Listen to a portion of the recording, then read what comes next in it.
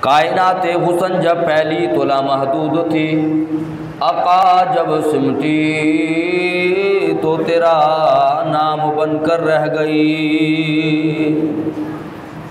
حمد و صلات کے بعد میرے نہایت واجب الاحترام بزرگوں، نوجوان ساتھیوں، شمع رسالت کے پروانوں، صحابہ کرام رضوان اللہ تعالی علیہم اجمعین اور اہل بیت کے چاہنے والوں، اللہ رب العزت کا کروڑہا کرم احسان کہ رب کائنات نے مجھے اور آپ کو اپنے گھر میں آنے بیٹھنے کی توفیق عطا فرمائی ہے، اور یہ جمعۃ المبارک کا بڑا عظیم ببرکت دن بھی ہمیں نصیب فرمایا۔ میرے نبی کریم صلی اللہ علیہ وسلم کی حدیث پاک کا مفہوم ہے، کل قیامت کا دن ہوگا، کچھ لوگوں کو حکم ہوگا کہ جنت میں داخل ہو جاؤ۔ جب وہ جنت میں جانا چاہیں گے تو جنت کا رستہ دروازہ بھول جائیں گے۔ عرض کیا گیا یا رسول اللہ وہ کون لوگ ہوں گے کہ جنہیں جنت کی اجازت بھی مل جائے گی، اس کے باوجود بھی وہ جنت میں داخل نہ ہو سکیں گے؟ تاجدار کائنات حضرت محمد مصطفیٰ احمد مجتبیٰ صلی اللہ علیہ وسلم نے فرمایا کہ یہ وہ لوگ ہوں گے کہ جن کے سامنے میرا نام لیا جاتا ہوگا اور مجھ پر درود نہ پڑھتے ہوں گے۔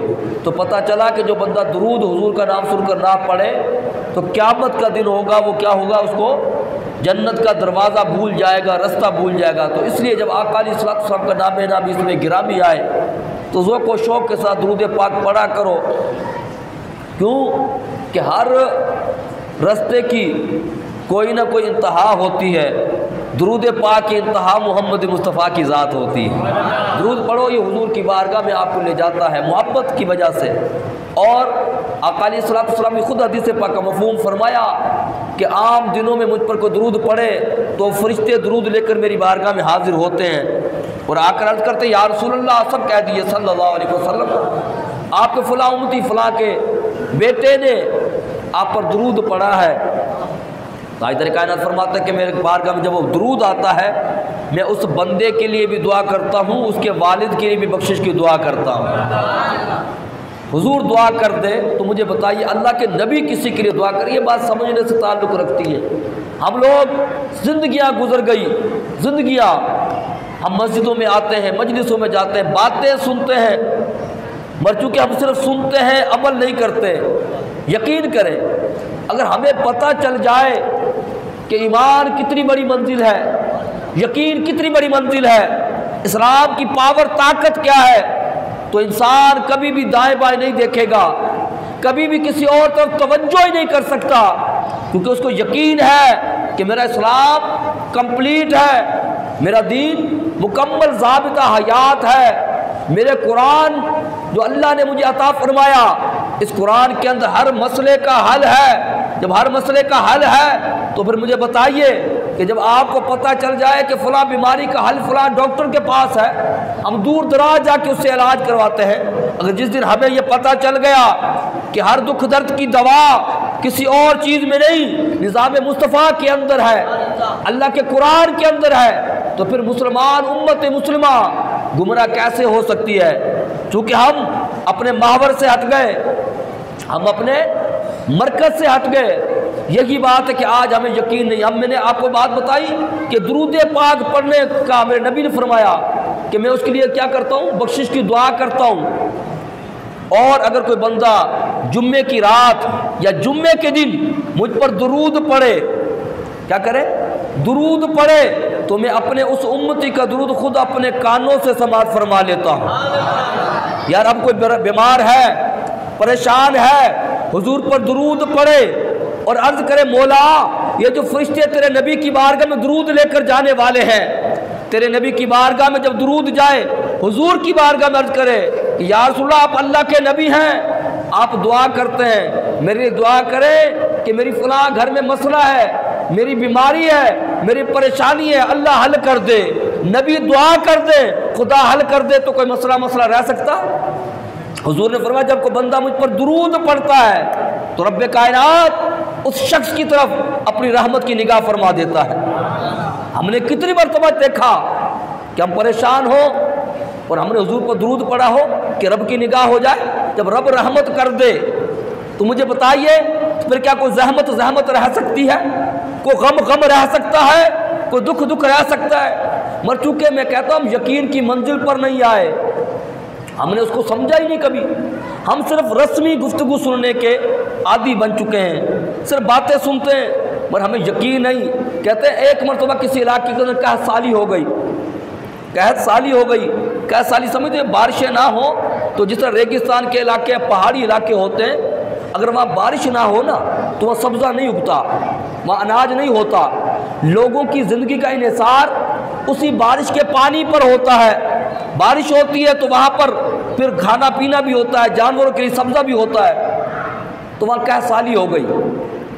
اب وہاں اعلان ہوا کہ آج سب چلے اللہ کی بارگاہ میں، کسی علاقے میں تھا، چلے اللہ کی بارگاہ میں نماز پڑھنی ہے۔ کون سی نماز ہوتی ہے بارش کی؟ جو نماز بارش نہ ہو نماز پڑھی جاتی ہے، اس نماز کا نام کیا ہے؟ چلو آج ایسا کروں میں تجسس آپ پر چھوڑتا ہوں، آپ خود دیکھیے گا وہ کون سی نماز ہے۔ اگر آپ کو نہ سمجھ میں آئے تو مجھے کال کرنا، میں بتا دوں گا، مگر آپ کو بھی تجسس تو ہو نا۔ ہم لوگ چاہتے ہیں کہ ہم کچھ بھی پڑھے نہیں، بس جو کچھ ہے بس یہاں سنا، کیونکہ جب آپ کو پتہ ہی نہیں تو بھول جاؤ گے۔ تو بتانا یہ چاہتا ہوں دعا کے لیے جانے لگے، بزرگ بھی جانے لگے، نوجوان بھی جانے لگے۔ توجہ ہے؟ بات سمجھ میں آ رہی ہے؟ بات کر رہا ہوں یقین کی منزل۔ جانے لگے، ایک چھوٹا سا بچہ، اس نے اپنے ہاتھ میں چھتری پکڑی ہوئی ہے۔ کسی پوچھنے والے نے پوچھا بیٹا یہ چھتری کیوں پکڑی ہے؟ یہ تو بارش کی وجہ سے ہوتی ہے کہ بارش ہو رہی ہو تو بندہ سر پہ کیا لیتا ہے؟ چھتری کو، تاکہ گیلا نہ ہو سکے۔ تو کہا اس وجہ سے چھتری لے کے جا رہے ہو، بارش تو نہیں ہو رہی۔ اس بچے نے کہا ذرا یہ تو بتاؤ، کیا کہا؟ ذرا یہ تو بتاؤ کہ جا کہاں رہے ہو؟ کہنے لگے ہم جا رہے ہیں بارش مانگنے کے لیے۔ کہا کس سے مانگنے جا رہے ہو؟ کس سے مانگنے جا رہے تھے؟ اللہ سے۔ کیوں؟ اللہ خود قرآن میں کہتا ہے نا ادعونی استجب لکم، لوگ آئے میرے نبی کی بارگاہ میں، اور اللہ قرآن میں وہ واقعہ منظر پیش کرتا وَإِذَا سَأَلَكَ عِبَادِي عَنِّي فَإِنِّي قَرِيب، اے میرے مصطفیٰ بندے میرے ہیں، بندے میرے ہیں، آتے ہیں تیری بارگاہ میں اور سوال کرتے ہیں کہ اللہ کہاں ہے؟ میرے بندوں سے کہہ دو اجیب دعوت الداعی اذا دعانی، میرے بندوں سے کہہ دو میں تمہارے قریب ہوں، مجھ سے دعا مانگو میں دعا قبول کرتا ہوں۔ کون کہہ رہا دعا مانگو میں قبول کرتا ہوں؟ اللہ۔ جانے لگے، کہنے لگے یہ چھتری کیوں پکڑی ہے؟ اس نے کہا بتاؤ جاتے کہاں ہو؟ کہا بارش مانگنے۔ کہا کس سے مانگنے جا رہے ہو؟ کہا اللہ سے۔ کیا تمہیں یقین ہے؟ کیا کہا؟ کیا تمہیں یہ یقین ہے کہ جس سے مانگنے جا رہے وہ دینے والا ہے؟ کہا ہاں مسلمان ہے، ہمارا یقین ہے، ہمارا ایمان ہے کہ واقعی اللہ دینے والا ہے۔ کہا جب تمہارا یقین ہے، ایمان ہے، تو پھر بتاؤ میرا یقین ایمان نہ ہو؟ کہا مجھے بھی یقین ہے کہ جس رب سے بارش مانگنے جا رہے ہیں انشاءاللہ جب ہم دعا مانگیں گے اللہ بارش برسا دے گا۔ کہتے ہیں دعا مانگی، ابھی دعا ختم نہیں ہوتی، دعا ختم نہیں ہوتی، اس سے پہلے رب کائنات بارش برسا دیتا ہے۔ تو بچہ چھتری لے کے کیوں چلا؟ بتائیے چھتری لے کے کیوں چلا؟ وہ اس وجہ سے چلا کہ اس کا خدا پر یقین تھا۔ ہم مسجد میں آئے، اپنے ایمان سے بتائیے کہ ہمیں نہیں پتا، پتا تو ہے مگر ہمارا یقین نہیں ہے۔ اللہ تو کہتا مجھ سے مانگو میں قبول کروں گا۔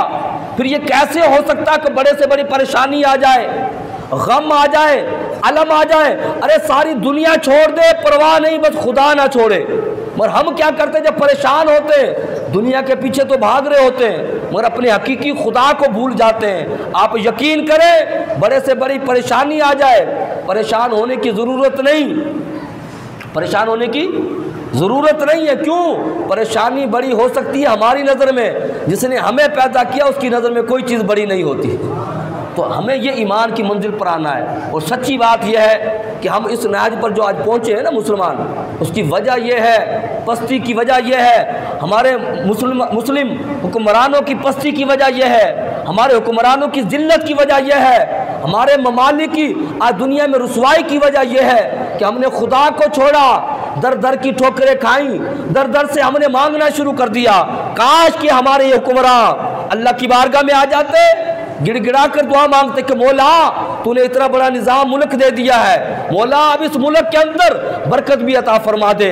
ارے اگر وہ خدا کی بارگاہ میں حکمران آتا، کوئی سجدہ کرتا، اس کی رعایا اس کو دیکھتی تو وہ بھی اس کے پیچھے ساری مل کر جاتی کہ یار ہمارا ملک کا حاکم ہو کر، حکمران ہو کر وہ اللہ کی بارگاہ میں مانگ رہا ہے تو چلو ہم بھی چلتے ہیں۔ ارے جب سارے اللہ کی بارگاہ میں جھکتے، اللہ سے دعا مانگتے تو رب کائنات آسمانوں سے رحمت کی بارش برسا دیتا اور زمین جو ہے وہ سبزہ اور خزانہ باہر اگل کے رکھ دیتی۔ مگر میں آپ کو پہلے بتایا نا کہ ہم دعا بھی مانگ رہے ہوتے ہیں نماز میں، کبھی غور کرنا۔ ابھی نماز جمعہ ہوگا نا، ابھی ہم مسجد میں بیٹھے ہوئے ہیں، ابھی دیکھو جمعے کا دن ہے، جمعے کا دن ہوتا ہے کس کے لیے؟ عبادت کے لیے ہے۔ ہم نے 24 گھنٹے اور پوری زندگی تلاش کس کو کیا؟ رزق کو تلاش کیا، بڑے بڑے محلات بنائے، گھر بنائے، بنگلہ ہاؤس بنائے، ہم نے کاروبار چمکائے، سارا کچھ بنایا، مگر بنانے کے بعد ایک لمحہ لگتا بندے کا انتقال ہوتا ہے، یہ سارا کچھ ماضی بن جاتا ہے، جو کمایا بنایا سارا کچھ یہی رہ جاتا ہے، اور جس نے ہمیں پیدا کیا، جس نے ہمیں رزق دیا، جس نے سارا کچھ دیا، ہم اسی کو بھول چکے ہیں۔ آج اسی خالق کی بارگاہ میں جانے کا ہماری دنیا کی زندگی کی پلاننگ میں ہر شے ہے، گھر بنانا ہے، یہ کرنا ہے، اگر پلاننگ میں نہیں ہے تو وہ موت نہیں ہے۔ کسی کو موت کا خبر ہی نہیں، موت کا پتہ ہی نہیں۔ میرے نبی علیہ الصلوۃ والسلام تو دن میں بار بار موت کو یاد کیا کرتے تھے، حضور تو بار بار فرمایا کرتے لوگوں موت کو یاد کیا کرو، یہ خواہشات کو ختم کرتی ہے۔ موت کیا کرتی ہے؟ خواہش کو ختم کرتی ہے۔ اور آج ہم موت کو ہی بھول گئے، اور کوئی موت کا نام بھی لے تو ہمیں وہ بھی سننا گوارا نہیں۔ آج اب جمعے کا دن ہے، ہم اللہ کی بارگاہ میں آئیں، ہمیں اللہ نے موقع دیا ہے، اللہ سے شکر ادا کریں، اللہ کی بارگاہ میں گڑ گڑائیں۔ مگر ہم جب مسجد میں آتے ہیں تو مسجد میں آنے کے بعد دعا کے لیے اللہ کیا رہا کہ مجھ سے دعا مانگو، میں کیا کروں گا؟ کیا کروں گا؟ قبول کروں گا۔ آپ نماز پڑھیں، اللہ کی بارگاہ میں ہاتھ کھڑے کر دیں، مولا میرے گھر میں پریشانی ہے، مولا دنیا کو بتاؤں گا تو دنیا مذاق بناتی ہے، مولا تجھ سے مانگوں گا تو تو پریشانی دور کرنے والا ہے، مولا تو میرا خالق بھی ہے، میرا مولا مالک بھی ہے، مولا تو نے مجھے زندگی دی، مولا تو عزتیں دینے والا ہے، مولا میں تیری بارگاہ سے مانگنے والا ہوں، مولا میری پریشانی کو دور کر دے۔ یقین کریں لوگوں سے مانگو تو دے دیں تو احسان ہوتا ہے، نہ دے تو رسوائی ہوتی ہے۔ خدا وہ ہے جو اپنے بندوں کو رسوا نہیں ہونے دیتا، اس کی بارگاہ میں۔ یار ہم تو حضور کے غلام ہیں نا، ہمارے اوپر تو ویسی بڑی نوازشیں۔ بنی اسرائیل کے اندر حضرت غالباً موسیٰ علیہ السلام کا دور تھا اور وہاں بارش نہیں ہو رہی تھی، سب لوگ اللہ کے نبی کے پاس گئے، عرض کرنے لگے کہ اللہ کے نبی آپ ہمارے لیے دعا کریں، نبی ہیں اور نبیوں پر وحی نازل ہوتی ہے، تو لوگ جانتے ہیں کہ نبیوں کا بڑا مقام ہے، اللہ کے بڑے قربت میں ہوتے ہیں، قریب ہوتے ہیں، کہ اللہ کے نبی آپ ہمارے مسیح ہیں، دعا کریں کہ اللہ بارش برسائے اور یہ قحط سالی ختم ہو جائے، بھوک افلاس ختم ہو جائے، خوشحالی آ جائے۔ اللہ کے نبی نے دعا پر کہا کہ سارے چلو اس میدان گراؤنڈ میں اکٹھے ہو جاؤ، وہاں پر گئے، اللہ کی بارگاہ میں ہاتھ کھڑے کیے کہ مولا بارش برسا دے۔ غیب سے آواز آئی، اے میرے موسیٰ، اے میرے کلیم اللہ، میں بارش تو برساؤں مگر اس مجمع کے اندر ایک ایسا شخص کھڑا ہوا ہے۔ کیا فرمایا؟ ایک ایسا شخص کھڑا ہوا ہے۔ اب لوگ خوش ہو گئے نا کہ اللہ کے نبی نے دعا کی بارش ہو جائے گی، بارش نہیں ہوئی، تو اللہ کے نبی نے پوچھا مولا بارش نہیں ہوئی؟ اللہ نے فرمایا کہ موسیٰ اس مجمع کے اندر ایک ایسا شخص کھڑا ہوا ہے، ایک ایسا بندہ موجود ہے کہ جب سے میں نے اس کو پیدا کیا اس نے کبھی میری بارگاہ میں سجدہ نہیں کیا، کبھی میرا اس نے ذکر نہیں کیا، کبھی میری بارگاہ میں آ کے گڑ گڑایا نہیں۔ اس کی نحوست کی وجہ سے ساری قوم پر عذاب آ گیا ہے، اس کی وجہ سے پوری قوم پر عذاب آ گیا ہے۔ کہتے جب یہ بات ہوئی نا تو اللہ کے نبی نے اعلان کر دیا، فرمایا کہ اس مجمع کے اندر بارش نہیں ہوگی۔ اللہ فرماتا ہے کہ بندہ ایسا ہے کہ جب سے میں نے اس کو پیدا کیا وہ میرا ذکر کرتا ہی نہیں، میرا شکر کرتا ہی نہیں، میری بارگاہ میں جھکتا ہی نہیں، لہٰذا وہ بندہ اس مجمع سے نکل جائے تو اللہ کیا کر دے گا؟ بارش برسا دے گا۔ جب یہ بات سنی، اب توجہ چاہتا ہوں، مجمع لگا ہوا ہے، پوری دنیا اکٹھی، اگر وہ بندہ باہر نکلتا تو پوری دنیا دیکھ کر کیا کہتی کہ یہ وہ بدبخت بندہ ہے، انسان ہے کہ جس کی وجہ سے ہمارے اوپر بھی کیا آ گیا؟ عذاب آ گیا۔ تو بتائیے جب کسی کا عیب کھل جائے تو یقین کریں اپنے بہن بھائی، اپنی بیوی، اپنا شوہر، اپنے ماں باپ بندے سے نفرت کرنا شروع کر دیتے ہیں۔ ایک عیب دیکھ لے گھر سے نکال دیتے ہیں۔ میں قربان جاؤں میرے مالک پر کہ کہ ہمارے عیبوں پر عیب دیکھتا بھی ہے، جانتا بھی ہے، اس کے باوجود نہ ہمارا کھانا بند کرتا ہے نہ پانی پینا بند کرتا ہے۔ ایسا ہوتا ہے گناہ کرو کھانا بند کر دے؟ نہیں، وہ سارا کچھ جانتا ہے۔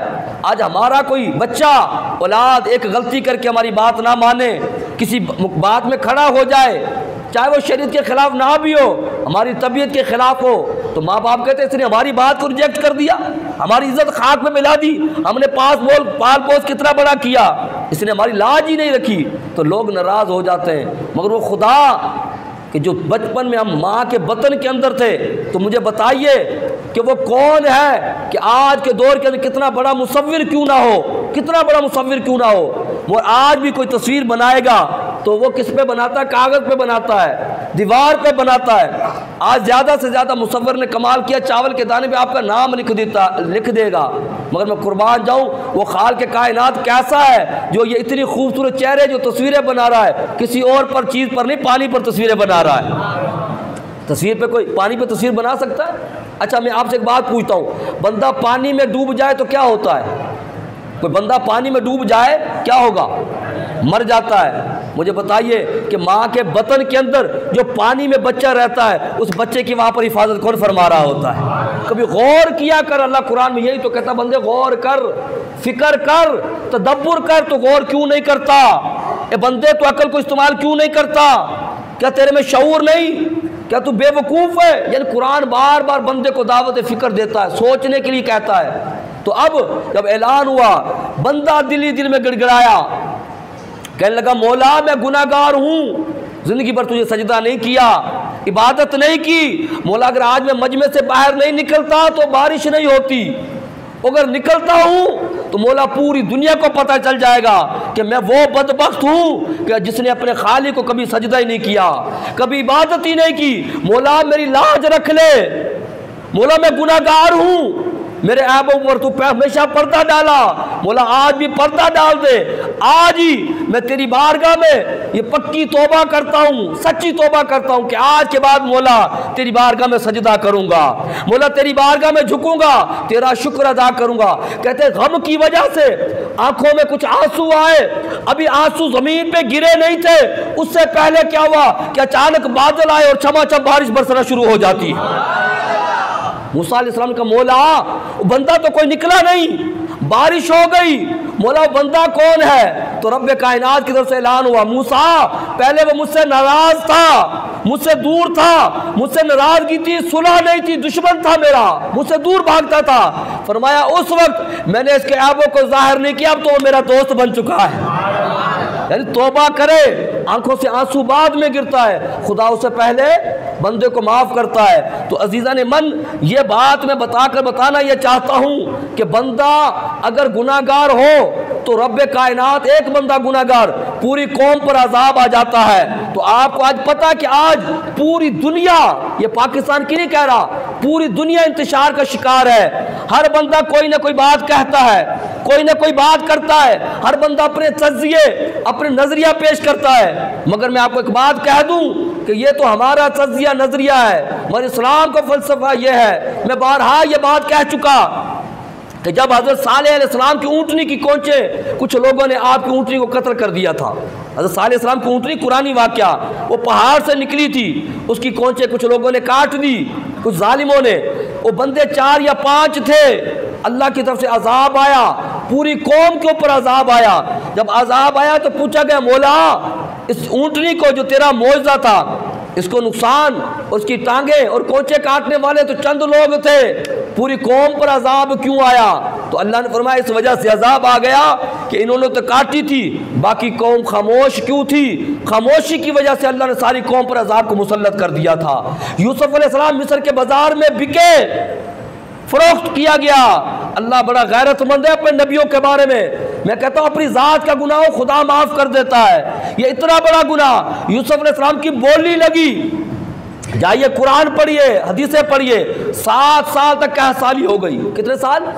7 سال تک قحط سالی ہو گئی، اللہ کی بارش نہیں برستی، لوگ دانے دانے کو ترس گئے۔ یہ آپ نے پڑھا ہوگا، دنیا دور دور سے آنے لگی زندہ رہنے کے لیے، یہاں تک نوبت آ گئی کہ لوگوں نے اپنے بچے فروخت کیے، یہاں تک جو دودھ پیتا بچہ تھا کون سا بچہ؟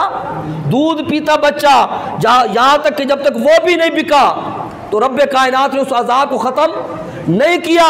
جب دودھ پیتا بچہ بھی بکا، لوگ آئے اور اللہ کے نبی کی بارگاہ میں آئے کہ ہمیں معاف کر دے، آپ دعا کر دیں۔ اللہ کے نبی نے دعا کی، اس کے بعد وہ قحط ختم ہوا تھا۔ ارے یہ تو صالح علیہ السلام کی بات بتائی میں نے، اونٹنی کی، یوسف علیہ السلام کی مصر میں قیمت لگی، اللہ نے قحط نازل کر دیا تھا۔ مگر یہاں پر خالی بولی کی بات نہیں، یہاں پر فقط اونٹنی کی بات نہیں، اور یا یوسف اور حضرت صالح علیہ السلام کی بات نہیں، موسیٰ اور عیسیٰ کی بات نہیں، اللہ کی عزت کی قسم یہ بات ہے موسیٰ کے بھی نبی، عیسیٰ کے بھی نبی، یعقوب کے بھی نبی، یحییٰ کے بھی نبی، تمام انبیاء کے نبی، امام الانبیاء حضرت محمد مصطفیٰ احمد مجتبیٰ صلی اللہ علیہ وسلم کی گستاخی سرعام فرانس نے کی۔ اس کے بعد صدر نے اعلان کیا کہ حضور کے خاکے بنا کر بلڈنگوں پر لٹکائے۔ میں کہتا ہوں کہ لوگوں یہ خدا کا عذاب نہیں تو کیا کہ آج ہمارے اوپر ایسے بدبخت حکمران مسلط کیے گئے کہ آج لوگ مہنگائی سے مر رہے ہیں، آج لوگ بھوک سے تڑپ رہے ہیں، پوری دنیا میں کہیں کورونا کا عذاب، کہیں کچھ آ رہا ہے۔ مگر اگر ہم خاموش رہے تو پھر یہ بات ذہن میں رکھنا کہ صالح علیہ السلام کی اونٹنی کی ٹانگیں کوچے سب نے نہیں کاٹی تھی، چند لوگ تھے، باقی کیا تھے؟ خاموش تھے۔ تو خاموشی کی وجہ سے بھی کیا آ گیا؟ عذاب آ گیا۔ آج ہمارا حال، اگر ہم چاہتے ہیں کہ خدا ہم سے راضی ہو اور یہ ہمارے حکمران بھی چاہتے ہیں کہ اللہ ہم سے راضی ہو، تو پھر کیا کرنا ہوگا؟ محمد مصطفیٰ صلی اللہ علیہ وسلم کی ناموس کے لیے کھڑا ہونا پڑے گا۔ آپ جب کھڑے ہوں گے تو خدا بھی راضی ہو جائے گا، اس کا مصطفیٰ بھی راضی ہو جائے گا، یہ عذاب بھی ختم ہو جائے گا۔ اور یہ اپنے ذہن سے باتیں نکالیے، میں آپ کو بارہا کہہ چکا، مگر اب کیونکہ یہ نوبت یہاں تک آ گئی، آپ نے ابھی بھی دیکھا کہ فرانس نے گستاخی کی، انہوں نے اس کے سفیر کو نہیں نکالا، مگر فرانس والوں نے فوراً مسلمانوں کے خلاف بل پاس کر دیا کہ وہاں دینی تعلیمات نہیں دی جا سکتی، مسلمانوں کی زندگی تنگ کر دی گئی ہے، مگر وہاں کوئی بات کرنے والا نہیں ہے۔ وجہ یہ کہ ہم اتنا ذہنی غلام بن چکے، اب وہاں سے پیسے لینے والے بن چکے، اور آپ کا پیسہ آپ کا ہی ٹیکس ہے۔ ہم سمجھتے کہ شاید یہ کرپشن جو کرتے کہیں اور سے کرتے ہیں، انہوں نے کروڑوں روپیہ دے کر آپ کے سامنے سینٹ کا بھی جو ہے الیکشن خریدا، پھر وہی لوگ پرانے چہرے وہی آپ کے پھر منتخب ہو کر آئے۔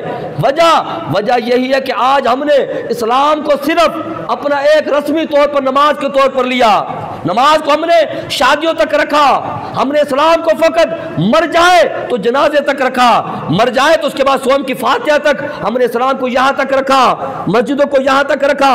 یہی بات کہ آج یہ نوبت آ گئی اور کچھ لوگ یہ سمجھتے ہیں کہ شاید سیاست جو ہے وہ کرنا غلط بات ہے۔ معاذ اللہ کچھ لوگ کہتے ہیں کہ سیاست کی بات کرتے ہو، اللہ کی عزت کی قسم میرے نبی علیہ السلام نے فرمایا، حدیث پاک کا مفہوم ہے، حضور نے فرمایا مجھ سے پہلے جو بنی اسرائیل کے نبی تھے وہ سارے کے سارے سیاسی تھے۔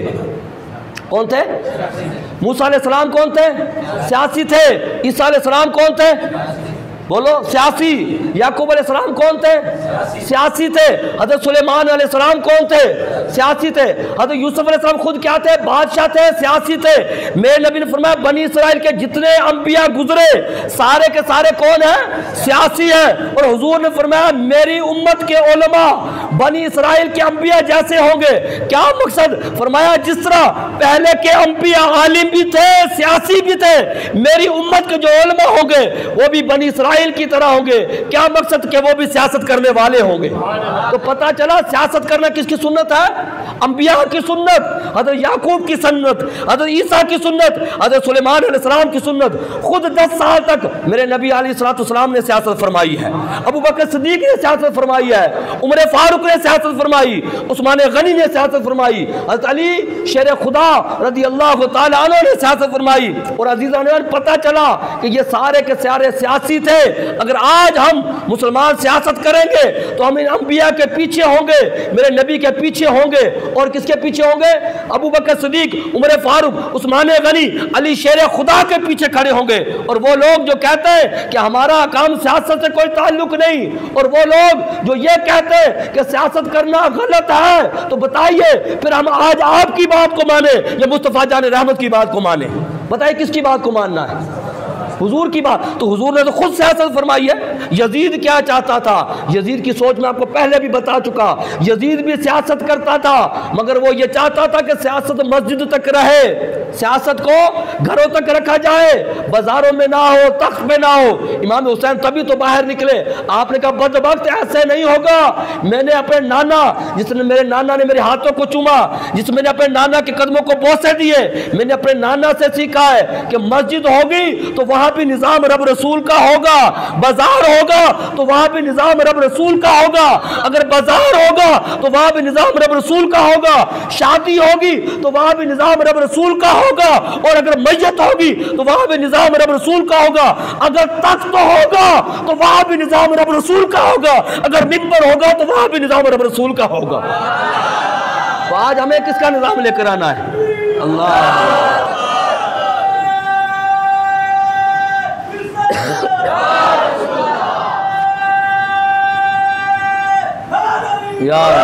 تو آج ہمیں کس کا نظام لے کر آنا ہے؟ ان بدبختوں کا نظام ایک یزیدی نظام ہے، دوسرا حسینی نظام ہے۔ یزیدی نظام ہے ظلم کا، کرپٹ کا، بدبختی کا، بربادی کا، اور مسلمانوں کو ذلیل کرنے کا نام یزیدی نظام ہے۔ مسلمانوں کو فقط رب رسول کا غلام بنانا، یہ حسینی نظام ہے، مصطفیٰ کا نظام ہے۔ تو بتائیے کہ آج ان امریکہ کا غلام بننا ہے تو یا مصطفیٰ جان رحمت کا غلام بننا ہے؟ بتائیے، ان کا غلام بننا ہے تو پھر آپ انہی کے پیچھے لگے رہے، اور اگر آپ چاہتے کہ رب رسول کا نظام آ جائے تو پھر اس کے لیے آپ کو کیا کرنا ہوگا؟ اسلامی نظام کے لیے آپ کو کوشش کرنی ہوگی، جد و جہد کرنی ہوگی۔ اس سے ہوگا کیا؟ آپ چاہو ہارو یا جیتو، بظاہر اس سے کوئی اثر نہیں پڑتا، مگر ایک بات بتا دوں، کل پوچھا ضرور جائے گا۔ ایک طرف وہ تھے جو یزید کا نظام لانا چاہ رہے تھے، ایک طرف وہ تھے جو اسلام کا نظام لانا چاہتے تھے۔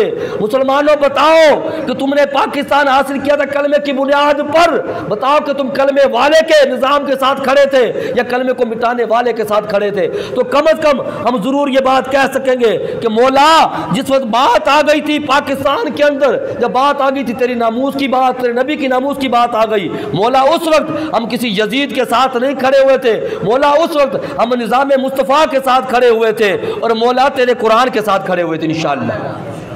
اور اگر قرآن کے احکامات آنے کے بعد کوئی اس پر عمل نہیں کرتا تو پھر اس سے پتہ کیا ہوتا ہے؟ اس سے پھر یہ ہوتا ہے کہ اللہ کہتا ہے جب اللہ کا احکامات آ جائے، حدیث کے احکامات آ جائیں، پھر کوئی اس پر عمل نہیں کرتا یا کسی دوسرے نظام کو اپناتا ہے تو قرآن کہتا ہے وہ کافر ہو جاتا ہے۔ وہ کیا ہو جاتا ہے؟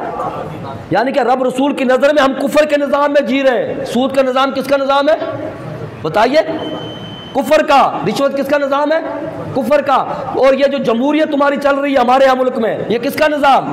یہ ان بدبختوں نے، ان کو جمہوریت انہوں نے اسی کو سمجھا ہوا ہے نا، اور اسی کی وجہ سے ہمارے اوپر حکمرانی کر رہے ہیں۔ اگر آپ چاہتے ہو کہ ہماری نسلیں وہ حقیقت کے اندر آزادی کی زندگی گزاریں، رب رسول کے غلام بن کر زندگی گزاریں، تو مسلمانوں تمہیں بیدار ہونا پڑے گا، تمہیں ان چیزوں سے باہر نکلنا پڑے گا۔ ان کھول سے باہر نکلو، پیروں کے کھولوں سے، سیاستدانوں کے کھولوں سے۔ ہر بندے نے اپنے پیر کا کھول اوڑھ لیا، کسی نے اپنے لیڈر کا کھول اوڑھ لیا، وہ یہ سمجھتا ہے کہ بس ہم جو کر رہے ہیں وہی صحیح ہے۔ میں کہتا ہوں نہ کسی پیر کے کھول کی بات ہے، نہ کسی سیاستدان کی کھول کی بات ہے۔ اگر ہمیں کسی کا کھول اپنانا ہے، نظام اپنانا ہے، تو رب کائنات کے نظام کو اپنانا ہے، رب کے قرآن کو اپنانا ہے، مصطفیٰ کے فرمان کو اپنانا ہے، ورنہ ہماری نجات نہیں ہے۔ کوئی نمازیں پڑھتا رہے، کوئی نمازیں تو وہ لوگ بھی پڑھ رہے تھے جو میرے نبی علیہ السلام کو چھوڑ کر، جب میرے نبی جہاد کر رہے تھے نا، اس وقت بھی کچھ لوگ 1.5 کلومیٹر فاصلے پر میرے نبی کو چھوڑ کر مسجد میں آ کے نمازیں پڑھ رہے تھے۔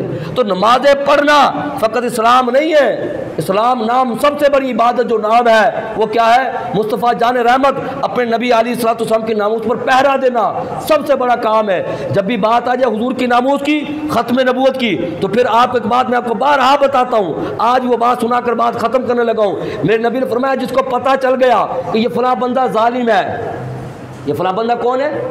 یہ حدیث پڑھ لو سارے، دہرا لو اس کا۔ میرے نبی نے کیا فرمایا؟ جس کو پتہ چل جائے کہ فلاں بندہ ظالم ہے، پھر کوئی اس کے ساتھ کھڑا ہو، میرے نبی نے فرمایا کہ وہ بندہ اسلام سے خارج ہو جاتا ہے۔ کیا ہو جاتا ہے؟ یہ میرا فتویٰ تو نہیں، کس کا فتویٰ؟ محمد، جس نبی کا کلمہ پڑھ کر مسجد میں داخل ہوئے نا، اس نبی کا فتویٰ یہ ہے کہ وہ کوئی بندہ کلمہ پڑھنے کے بعد مسلمان ہونے کے بعد اس کو پتہ چل جائے کہ فلاں بندہ ظالم ہے، اب میں آپ سے پوچھتا، میں نام لینا ہی نہیں چاہتا ان بدبختوں کا، یہ جو سیاسی پارٹیاں جو ہیں جو یہ سمجھتے کہ ہاں یہ رب رسول کا نظام لانا چاہتی ہیں، ان کے ساتھ کھڑے رہو۔ اور اگر آپ دیکھ رہے ہو کہ یہ اسلام کے خلاف چل رہی ہیں اور یقیناً چل رہی ہیں، میں دلیل سے ثابت کر سکتا ہوں، مگر چونکہ میرا اب یہ موضوع نہیں تو آپ کو بھی اللہ نے عقل دی ہے تو خود غور کرو۔ اگر آپ نے کسی نے ان کا نعرہ لگایا، کسی نے ان کا جھنڈا لگایا، یہ باتیں میں یہاں پر بیٹھ کے کرنے کا مقصد یہ ہے کہ کل قیامت کے دن کم از کم ایسا نہ ہو جو اللہ فرمائے جو مجرم ہے، جو رشوت لینے والے، سود کا نظام چلانے والے، جو اسلام کو ختم کرنے والے مجرم جو ہیں، ختم نبوت پر حملے کرنے والے، وہ الگ ہو جائیں، ظالم الگ ہو جائیں۔ تو بتاؤ پھر کہتے ہیں ظالم جو ظالموں کے ساتھ کھڑے ہوں گے وہ اپنی انگلیاں چبائیں گے، قرآن کہتا ہے الگ کر دیے جائیں گے، انگلیاں چبائیں گے، کہیں کاش کہ ہم نے دنیا میں ان کے ساتھ کھڑے نہ ہوتے، دنیا میں ان کا ساتھ نہ دیا ہوتا۔ تو مجھے بتائیے پھر کوئی فائدہ ہوگا قیامت میں اگر انگلیاں چبائی ظالموں کے ساتھ کھڑے ہونے کی وجہ سے؟ تو آج وقت ہے، اللہ نے سانسیں اور دماغ دیا ہے، ساری ان وابستگیوں سے الگ ہو جائیں۔ ایسے پیروں سے بھی جو پیر حضور کی ناموس کے لیے نہیں بولتا، تو مجھے بتائیے حضور نے پوچھ لیا کہ میں نے تجھے اتنی بڑی عزت دی، دولت دی، مرید دیے، پیسہ دیا، مسجد دی، تجھے ممبر دیا، تجھے لوگ عزت کرتے تھے، بتا تو میرے نبی کی ناموس کے لیے بولا؟ تو نے بات کی؟ حضور نے پوچھ لیا اور بندہ کہے کہ میں نے نہیں کی، تو حضور نے اگر منہ پھیر لیا، ارے جو پیر جو خود جو ہے جس کی حضور شفاعت نہیں کریں گے، تو بتائیے وہ میری اور آپ کی شفاعت کر سکتا ہے؟ بولو نا یار آپ۔ تو حضور کی بات یہاں پر اس لیے آج پیر کی بات آ جائے لوگوں کو غصہ آ جاتا ہے، حضور کی ناموس کی بات آ جائے لوگوں کو غصہ، حضور کی عزت کی بات آ جائے کوئی غصہ نہیں آتا۔ لہٰذا اس لیے مسلمانوں بیدار ہو جاؤ۔ ایک بڑی سوچی سمجھی سازش کے تحت آج مسلمانوں کے خلاف جال بنا جا رہا ہے اور ناموس رسالت صلی اللہ علیہ وسلم پر حملے کیے جا رہے ہیں۔ آج کھڑے ہو جاؤ تاکہ اور کچھ نہیں تو کل قیامت کے دن قبر کے اندر آقا علیہ السلام کے سامنے شرمندگی سے بچ سکیں۔ اللہ تعالیٰ کی بارگاہ میں دعا، میں نے جو کہا آپ نے سنا، اللہ ہم سب کو اس پر عمل کی توفیق عطا فرمائے۔ وآخر دعوانا الحمدللہ رب العالمین۔